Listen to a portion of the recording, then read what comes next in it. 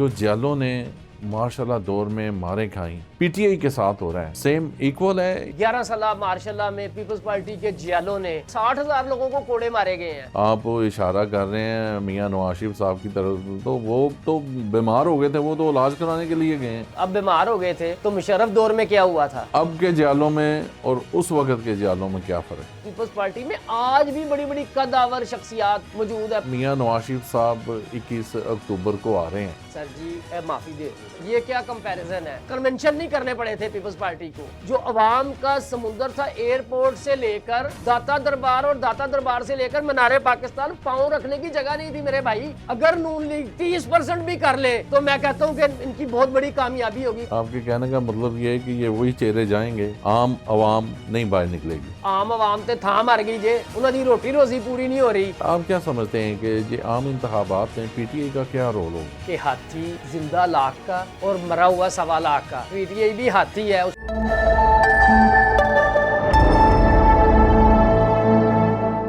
जी अस्सलाम वालेकुम नाज़रीन, मैं हूं आपका मेज़बान ताहिर विकी और आप देख रहे हैं हमारा प्रोग्राम बेलगाम। नाज़रीन, आज 18 अक्टूबर 2023 है। 18 अक्टूबर 2007 में सानिया कारसाज पाकिस्तान पीपल्स पार्टी की चेयरमैन मोहतरमा बेनज़ीर भुट्टो साहिबा जिला वतनी काट के जब वापस आई तो कराची में ये सानिया हुआ और 200 जियाले जो से थे शहीद हुए और कुछ ऐसे जियाले थे जिनके बारे में पता भी नहीं चला, उनकी पहचान नहीं हुई। नाज़रीन, आइए आज इसी सारे मामले पे हम अपने साथी शेख उस्मान से बात करते हैं और इसकी हिस्ट्री के बारे में सारी वो गुफ्तगू हमें बताएंगे। शेख साहब, आपको खुशामदीद कहते हैं स्टूडियो में। और शेख साहब, आज 18 अक्टूबर है और 16 साल बीत गए हैं इस सानिया को, तो ज़रा हमें और हमारे नाज़रीन को ये ज़रा बताएं कि ये वाक़या कैसे, कब और क्यों हुआ। लेकिन जी अपना 2007 में 18 अक्टूबर को मोहतरमा बेनज़ीर भुट्टो मुशर्रफ दौर में अपनी जिला वतनी ख़त्म करके जब पाकिस्तान आने का ऐलान किया जी तो जियालों का वलवला तारीख़ी था। और आप यकीन करें कि एयरपोर्ट से लेकर कारसाज के जहाँ यानी कि ताहद्दे निगाह इंसानों का समुंदर था और बहुत ज़्यादा एक्साइटमेंट पाई जा रही थी। अब आपके ज़हन में ये बात भी रहे कि दहशतगर्दी भी उस दौर में अरूज पर थी और जगह जगह पे बम ब्लास्ट। मैं इस चीज़ का खुद ऐनी शाहिद हूँ कि टेलीविज़न पे देख रहे थे मोहतरमा की आमद और बड़ा मोहतरमा भी खुश थी और उनकी आमद के लिए खसूसी, आप अंदाज़ा लगा लें ना उनका तैयारियों का, कि उन्होंने जो कंटेनर बनाया था वो बम प्रूफ बनाया गया था स्पेशली तौर पे। तो बैक ऑफ द माइंड तो था कि ये कुछ हो सकता है। और जिस वक्त ये रात को लेट नाइट कारसाज के मकाम पर ब्लास्ट हुआ, उसमें यानी कि एक कैमरामैन भी शहीद हुए थे ARY TV के और तकरीबन 200 जियाले शहीद हुए। अब आपके ज़हन में रहे कि उस दौर में जो जान निसार आने बेनज़ीर भुट्टो, जो पीपल्स पार्टी के जियालों का एक दस्ता बनाया गया था, उन्होंने एक हसार बांधा हुआ था सिक्योरिटी के लिए। खुद पीपल्स पार्टी ने अपनी सिक्योरिटी का भी कुछ अरेंज किया था जो नज़दीकी तौर पर। जब पहला ब्लास्ट होता है तो आप यकीन करें कि उसके बाद वो जो जान निसारा ने बेनज़ीर थे और जियाले थे, बजाय भागने के वो उस गाड़ी कंटेनर की तरफ लपके हैं और उसके बाद दूसरा धमाका हुआ जिससे बहुत ज़्यादा जानी नुकसान हुआ। तो अब ये इस चीज़ में 18 अक्टूबर 2007 में और 25 दिसंबर 2007 में एक चीज़ की मुमासलत इस तरह है कि 2007 में भी जब बम धमाका हुआ तो जाए वकूआ को फ़ौरन धो दिया गया था। अच्छा। तो अभी भी इल्ज़ामात आयद किए जाते हैं कि ये एक साजिश थी। और आपके याद होगा जब लियाकत बाग रावलपिंडी में मोहतरमा बेनज़ीर भुट्टो की शहादत होती है तो उस वक्त भी जाए वकूआ को धो दिया गया था। ये ऐसी चीज़ें हैं जो समझ से बाहर हैं। अच्छा शेख साहब, ये जियालों की एक हिस्ट्री, एक तारीख रकम है। आप क्या समझते हैं जो जियालों ने मार्शल दौर में मारें खाई और जो अब पीटीआई के साथ हो रहा है, सेम इक्वल है या कोई डिफरेंट है? देखिए जी, बात ये है कि पीपल्स पार्टी का साथ मुकाबला नहीं हो सकता। पाकिस्तान में किसी सियासी जमात का पीपल्स पार्टी की जो जमहूरियत के लिए कुर्बानी है, आप इख्तलाफ कर सकते हैं सियासी तौर पर, लेकिन इंसानी तारीख में 11 साल मार्शल में पीपल्स पार्टी के जियालों ने तकरीबन, ये हिस्ट्री है इंसानी तरीके के, 60,000 लोगों को कोड़े मारे गए हैं। और जब कोड़े लगते थे तो ये नहीं होता था कि किसी खुफिया जगह पे लक्ष्मी चौक में और मशहूर बाजारों में, राके चौक में कोड़े मारते थे, ओपन जगह, ओपन, और जिए भट्टो के नारे लगाते थे कोड़े खाने के बाद। उसके बाद कैदो बंद की सोबतें बर्दाश्त की उन्होंने, शाही किला, चूना मंडी और ये बदनामे ज़माना इलाके होते थे जिधर ले जाकर जियालों को तशद्दुद का निशाना बनाया जाता था, नाखून खींच दिए जाते थे। और बड़ी बड़ी ऐसी मिसालें हैं कि जहाँ पर इन्होंने फांसियाँ कबूल की।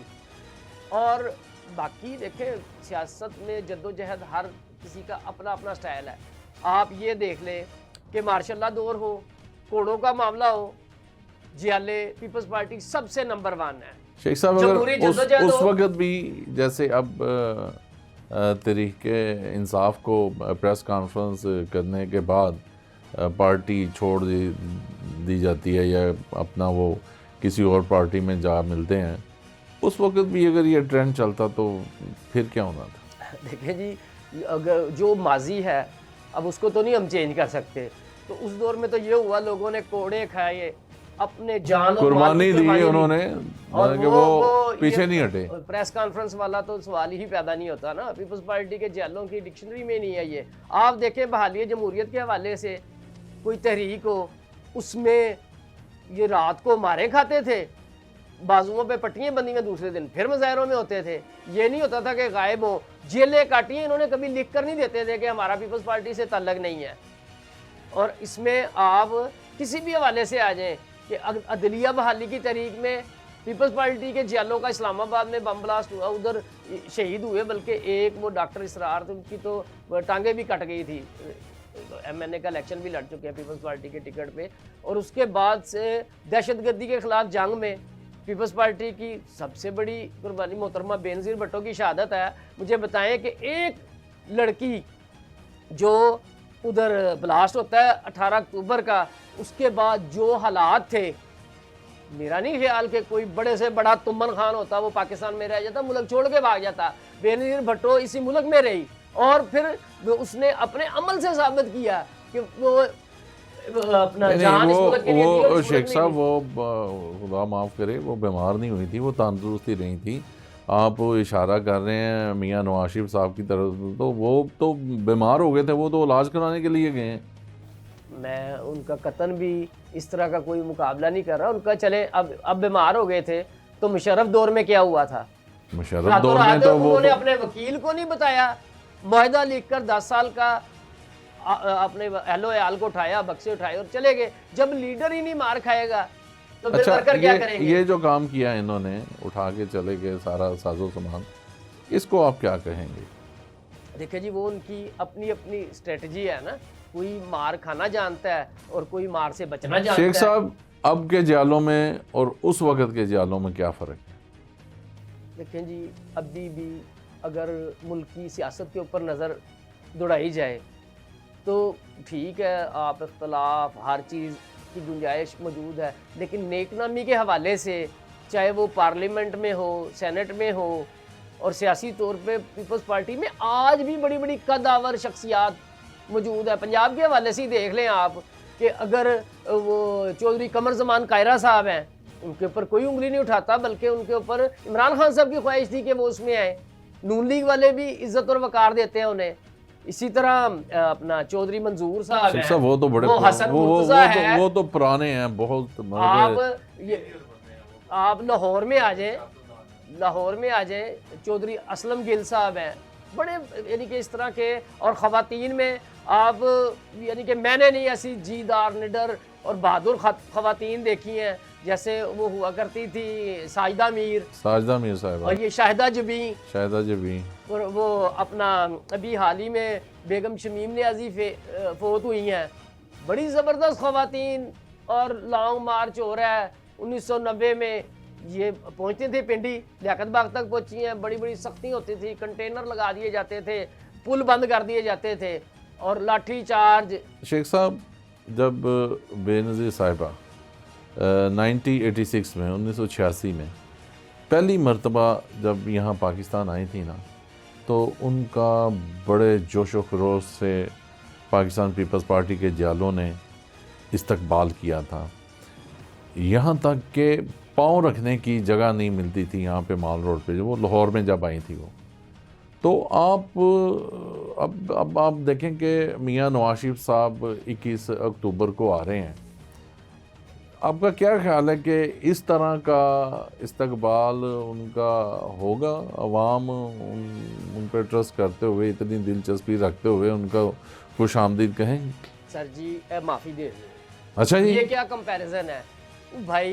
बेनज़ीर भुट्टो का इस्तकबाल पाकिस्तान की तारीख में 1986 की मैं बात बता रहा हूँ। मुस्लिम लीग नून तो बड़ी तैयारी कर रही है ना। मैं आपको, अब आपने मेरे से सवाल पूछा, 1 to 5 होंडा भी दे रहे हैं वो, जो बंदे ज्यादा लाएगा। सारे सुन लें कि वो जो 1986 10 अप्रैल को मोहतरमा बेनज़ीर भुट्टो जब लाहौर आई हैं, तो खाली आप 10 अप्रैल को छोड़ दें, इधर 4 अप्रैल को, 5 अप्रैल, 6, 7, 8, 9, 10 मेले का समा था और पता नहीं कहां कहां से लोग आके 3 दिन पहले डेरे डाल लिए हुए थे। ये जो माल के दरमियान ग्रीन बेल्ट बड़ी होती थी, उधर लोग बिस्तर लेकर पड़े हुए थे और अवाम का समुंदर था और उनको ये अपना कन्वेंशन नहीं करने पड़े थे पीपल्स पार्टी को, ना उन्होंने खाने खिलाए। इधर तो भाईजान करोड़ों रुपए दिए थे, बिरयानियां खा ली थी ने अब तक, और वो 1 to 5 की लालच दी जा रही है। 1 to 5 या खाने शाने तो छोड़ दें, उससे ऊपर अब तो नई ऑफर आ गई है कि जन्नत की टिकटें मिल रही हैं कि जनाब तुसी सीधा ही जन्नत में जाओगे, या अल्लाह माफ कर दो, सियासत को सियासत तक रहने देना। वो जज्बा ये आप मोहतरमा बेनज़ीर भुट्टो जब 1986 को आई थी तो लाहौर की आबादी कितनी होगी? 25-30 लाख होगी। और उस वक्त जो अवाम का समुंदर था, एयरपोर्ट से लेकर दाता दरबार और दाता दरबार से लेकर मीनारे पाकिस्तान, पांव रखने की जगह नहीं थी मेरे भाई। अगर नून लीग उसका 30% भी कर ले तो मैं कहता हूं कि इनकी बहुत बड़ी कामयाबी होगी। हो ही नहीं सकता। ये 21 अक्टूबर को जनाब, अच्छा 21 अक्टूबर ये आप अगर ये मैं 1986 का ये आप चैलेंज कर रहे हैं? चैलेंज नहीं कर रहा भाई, हम इसी शहर के रहने वाले हैं। मैं देख रहा हूँ जिस तरह लकीरें निकालनी पड़ रही हैं, अवाम खुद मोटिवेट आते हैं, उनके हरदिल अजीज कायद सेहतियाबी के बाद पाकिस्तान में आ रहे हैं। तो ये आजकल सोशल मीडिया का ज़माना है, इधर तो अब जगह जगह पे देखें ना अनाउंसमेंटें हो रही हैं, लालच दिए जा रहे हैं टिकटों के, जिसने इलेक्शन लड़ना है वो बंदे निकाले। पीपल्स पार्टी की 1986 में और उस तारीख को मोहतरमा बेनज़ीर ने फिर एक 2007 में एक्शन रिप्ले हुआ था, कराची में आई मोहतरमा, इस दफ़ा उन्होंने वेन्यू चेंज किया और कराची में भी अवाम का एक समुंदर था, पूरे पाकिस्तान से लोग 2-2 दिन पहले पहुंच गए थे उधर। तो ये कंपैरिजन नहीं है। मुझे आज बताएं ना कि आज हम 18 तारीख में बैठे हुए हैं, आए मेरे साथ मीनारे पाकिस्तान पे चले, उधर मैंने एक वो लंच की या डिनर की फुटेज देखी है, बड़ा शानदार किस्म का खाना खिलाया जा रहा है। तो अच्छा, वो खिलाएं, उनका हक है। अभी से शुरू कर दिया है भाईजान। वो एक जलसे की तैयारी के सिलसिले से मुस्लिम लीगी कायदीन जमा हुए थे। मैं यकीन करें कि जमहूरियत पसंद हम लोग हैं, हम इसकी हमायत करते हैं कि मियाँ नवाज शरीफ साहब आए और उनका शानदार इस्तकबाल होना चाहिए। लेकिन जो मेरा सोच है या पॉलिटिकल जो हम देख रहे हैं, जो नज़र आ रहा है, मुझे ऐसा कुछ भी नहीं नज़र आ रहा। अभी मुझे तो लग रहा है कि मियाँ नवाज शरीफ साहब की आमद के ऊपर लोगों के जहन में क्वेश्चन मार्क है, मेरे जहन में कोई क्वेश्चन मार्क नहीं है। मेरी दुआ है कि वो आए, लेकिन इस्तकबाल वगैरह कोई मुझे नहीं नज़र आ रहा। जो करंट होता है, एक पॉलिटिकली एक मूवमेंट होती है, लोगों में जज्बा, जद्दोजहद, गली मोहल्ले में, वो मोटिवेशन नहीं है। मखसूस किस्म के लोग हैं, वो जाते हैं हर मीटिंग में, वही चेहरे आपको नज़र आएंगे। वो वकला कन्वेंशन में भी नज़र आ रहे हैं, वो अपना यूथ कन्वेंशन में भी नज़र आ रहे हैं आपको, और मिनॉरिटी कन्वेंशन में भी वही चेहरे हैं। आपके कहने का मतलब ये है कि ये वही चेहरे जाएंगे, आम आवाम नहीं बाहर निकलेगी। भाई जब आम आवाम ते थां मर गई जे, उन्होंने रोटी रोजी पूरी नहीं हो रही। अब इधर अट्रैक्शन दी जा रही है। कुछ लाहौर में तगड़े सियासतदान भी हैं नून लीग के हवाले से, 1-2 शो बहुत ज़बरदस्त भी हुए हैं, जो एक लाहौर के प्रेसिडेंट हैं खोखर साहब, उन्होंने बड़ा शानदार किस्म का किया, लेकिन उसके साथ अब जो उनकी सारी परफॉर्मेंस के ऊपर उन्होंने कोई धूल डालने की कोशिश की है कि खाना वाना और बड़े मामला हुए हैं। शेख साहब, चलते चलते हमें आप ये बताएं कि ये इलेक्शन तो अब होना ही होना है, लेकिन जो तैयारियां हो गई हैं, और आप क्या समझते हैं? लोगों का कहना है कि अब वज़ीर आज़म जो उनसे हैं मियाँ नवाज शरीफ ही बनेंगे। सर अब इस इतने वसूख से मेरी जरूरत नहीं है, मैं लोगों की बात कर रहा हूँ। आप बहादुर आदमी हैं, आप लोगों की बात इतने वसूख से होना ही होना है। पाकिस्तान में कोई चीज़ मुमकिन भी नहीं है और नामुमकिनात में से भी नहीं देखिए, है। ये दो चीज़ें तो सामने आई हैं, ये ढील है या डील है, इन दोनों में कोई चीज़ तो है। अच्छा, मैं एक चीज़ आपको बताऊं, अब है तो ये कि पता नहीं अब इसको आप किस रंग में लेते हैं कि जब ये 2000 डोनाल्ड ट्रंप का और हिलरी क्लिंटन का था ना इलेक्शन, तो उसमें भाव चलता था कि ये रेट आ रहा है, जुआ माफिया जो है वो रेट निकालते थे। जी। लेकिन आज कोई मुझे भाव नहीं नजर आ रहा, मियां नवाज शरीफ की आमद पे कोई बैटिंग नहीं हो रही। अच्छा, तो आपके किसी कहने का आमद- मतलब ये है अमिताभ बच्चन के बेटे अभिषेक और उसकी अपना जो बहू है, इन दोनों पे भी जुआ हो गया था कि बेटा होगा या बेटी होगी। आपके कहने का मतलब ये है कि मियाँ साहब पे इस तरह का कोई अपना जुआ नहीं हुआ कि वो आएंगे या नहीं आएंगे, सर, यही अब बात है इधर जी। वो जो सियासी पंडित हैं वो बातें तो करते हैं ना भाई, गली मोहल्ले में, हम इसी शहर के रहने वाले हैं, तो इधर ये भी एक चीज़ चलती है, कोई चीज़ होने वाली हो तो उसके ऊपर यस और नो तो होगा ना, आ रहे हैं या नहीं आ रहे, इस पे मुझे कहीं नहीं नज़र आ रहा। मैंने बड़ी खरीदने की कोशिश की है जो इस तरह के हल्के हैं कि शायद कोई मियां नवाज शरीफ की आमद का भाव दे रहे हों कि नहीं आएंगे, इस चीज़ की कंफर्मेशन नहीं है। बाकी रही बात इलेक्शन की, तो भाईजान इलेक्शन मैं आपको पहले बता दूं कि कोई इतना आसान नहीं होगा, ये कोई फूलों का बिस्तर नहीं होगा। क्या बात ये कर रहे हैं कांटों शेख की साहब, सेज होगी। ये जनाब, मैं कांटों की आपको एक बात बता सेज, दूं, मैं आपकी इस बात पे इतफाक नहीं करता। मैं समझता हूँ कि ये अपना डायरेक्ट काम है, किस किस्म का डायरेक्ट काम है या डील है, इन दोनों में से कुछ ना कुछ तो है। भाईजान। आने की डील हो गई। इलेक्शन जो है अब वो हालात नहीं रहे, ये ज़हन में रख लें आप।